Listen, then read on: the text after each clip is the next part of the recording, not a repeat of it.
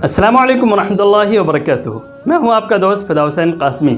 आपके इस YouTube channel Islamic teacher India पे अब तक ईमान से मुतल्लिक़, इस्लाम से मुतल्लिक़ और इसी तरीक़े से वज़ू गुस्ल से मुतल्लिक़ और क़ुरबानी, ईद उल अज़हा और मुहर्रम और इसी तरीक़े से कुरान करीम की सूरतों और आयतों के वज़ीफ़े और उनसे मुतल्लिक़ अमाल और इसी तरीक़े से हदीस के अंदर जो अमाल वारिद हुए हैं कि मुख्तसर वक्त में हम ज़्यादा से ज़्यादा नेकियां और ज़्यादा से ज़्यादा अपने अमाल के अंदर हम नेकियों का इजाफ़ा कर सकते हैं, वो अमाल, इन तमाम चीज़ों की वीडियोज़ अब तक आ चुकी है।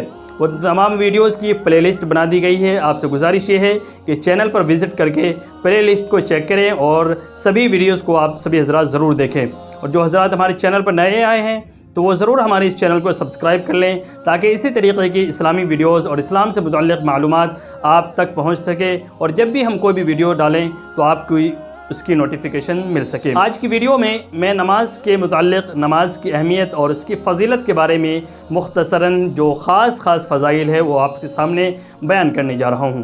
नबी अकरम सल्लल्लाहु अलैहि वसल्लम का इरशाद है, बुखारी शरीफ की रिवायत में है, बुनियल इस्लामु अला खम्स शहादती अल्ला इलाहा इल्लल्लाह व अशहदु अन्ना मुहम्मदर रसूलुल्लाह व इक़ामिस सलाह। इस हदीस पाक के अंदर आखिर तक जब आप पढ़ेंगे तो सबसे पहले ईमान का तज़किरा किया गया है और दूसरे नंबर पर नमाज का तज़किरा किया गया है। गोया कि ईमान के बाद अगर मुसलमान के ऊपर सबसे ज़्यादा अहमियत और फ़जीलत किसी इबादत की है तो वो नमाज की है। नमाज ऐसी इबादत है जो औरतों के लिए तो महीने में जो उसके नापाकी के दिन होते हैं उन दिनों में माफ़ है, लेकिन मर्दों के लिए किसी भी सूरत में माफ़ नहीं है। यहाँ तक हदीस पाक के अंदर आया है, अगर कोई इंसान खड़े होकर के नमाज नहीं पढ़ सकता है तो बैठ करके पढ़ ले, बैठ के नहीं पढ़ सकता है तो लेट के पढ़ ले, लेट के नहीं पढ़ सकता तो कम से कम इशारे से नमाज पढ़ ले। नमाज की इतनी अहमियत और फ़जीलत है कि बालिग़ होने के बाद से लेकर के मरते दम तक, जब तक इंसान की सांस चल रही है उसके ऊपर नमाज माफ़ नहीं है। इंसान के अंदर अक़्ल व शऊर बाक़ी है तो उसके ऊपर नमाज एक तरीक़े से फ़र्ज़ है और उसको अदा करना है। नमाज की सबसे बड़ी अहमियत और फ़जीलत ये है कि सबसे ज़्यादा कुरान करीम के अंदर इसका तज़किरा किया गया है। पूरे कुरान करीम के अंदर तकरीबन 82 जगहों पर अल्लाह तबारक व तआला ने अपने बंदों से नमाज के पढ़ने के बारे में, नमाज के कायम करने के बारे में फ़रमाया है। हर जगह फ़रमाया है अक़ीमुस्सलाह, अक़ीमुस्सलाह, नमाज को कायम करो, नमाज को कायम करो। नमाज के कायम करने का मतलब ये है, ये मतलब नहीं है कि आज आपने पढ़ लिया कल नहीं पढ़े, एक दिन पढ़ लिया 2 दिन पढ़ लिया, नहीं। कायम करने का मतलब ये है कि आप तमाम तर सुनन, मुस्तहब्बात और जो उसके अंदर बताई गई चीज़ें हैं तमाम सुन्नतों के मुताबिक, और आप उसको रेगुलर पढ़ें, कभी भी उसको मिस ना करें, कभी भी ना छोड़ें। कायम करने का ये मतलब होता है। तकरीबन 82 जगहों पर अल्लाह तबारक व तआला ने कुरान करीम के अंदर मुसलमानों को ये हुक्म दिया है कि आप नमाज को कायम करें।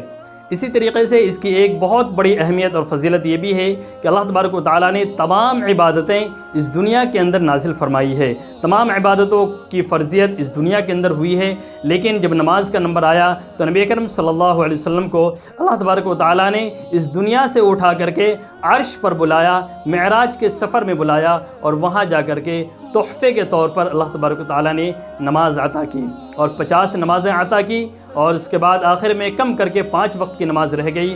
और अल्लाह तबारक व तआला ने फरमाया कि ए मेरे नबी, अगर तुम्हारे जो भी उम्मत है वो इन 5 वक्तों की नमाज़ों को सही तरीक़े से अदा कर ले तो मैं उसको 50 वक्त की नमाज का सवाब दूँगा।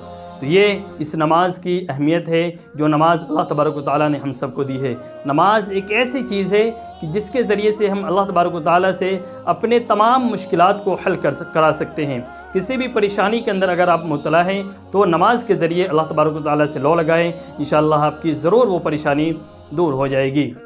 सहाबा किराम रिज़वानुल्लाहि अलैहिम अजमाइन के सामने जब कोई भी मसला दरपेश आता था, कोई भी परेशानी लाहिक होती थी तो वो मुसल्ला लेकर के नमाज के लिए खड़े हो जाया करते थे और नमाज के अंदर दुआएं कर करके अपने मसाइल को हल किया कर लेते थे।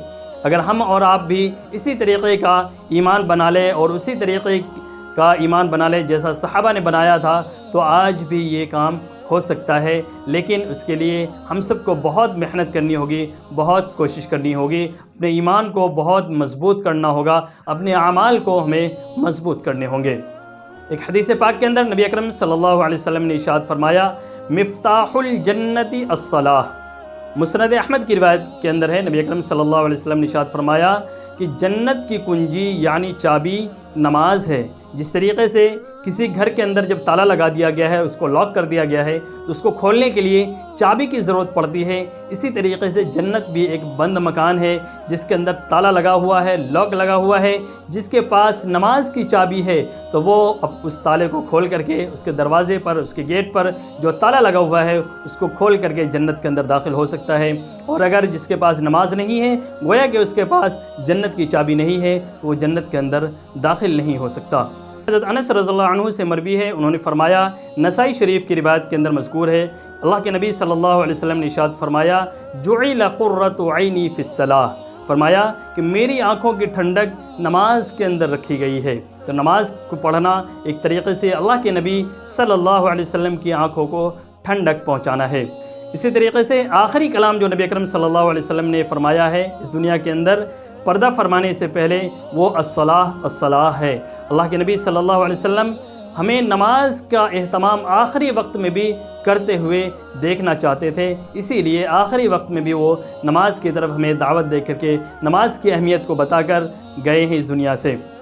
قرآن و حدیث میں نماز کے بہت زیادہ فضائل بیان کیے گئے ہیں، جس کو اگر بیان کیا جائے تو ایک بہت لمبی ویڈیو بن سکتی ہے، لیکن میں نے مختصراً آپ حضرات کے سامنے خاص فضائل کو بیان کیا ہے۔ امید ہے آپ حضرات کو بہت کچھ آج کی ویڈیو سے سیکھنے کو ملا ہوگا، اور آپ حضرات بھی انشاءاللہ نماز کی ضرور پابندی کریں گے۔ اسی طریقے سے دعا بھی فرمائیں کہ اللہ تبارک و تعالی ہم سبھی مسلمان بھائیوں کو، بہنوں کو اس دنیا کے اندر ہم جب تک ہیں تب تک ہمیں نماز کی پابندی کرنے کی توفیق عطا فرمائے۔ آمین ثم آمین۔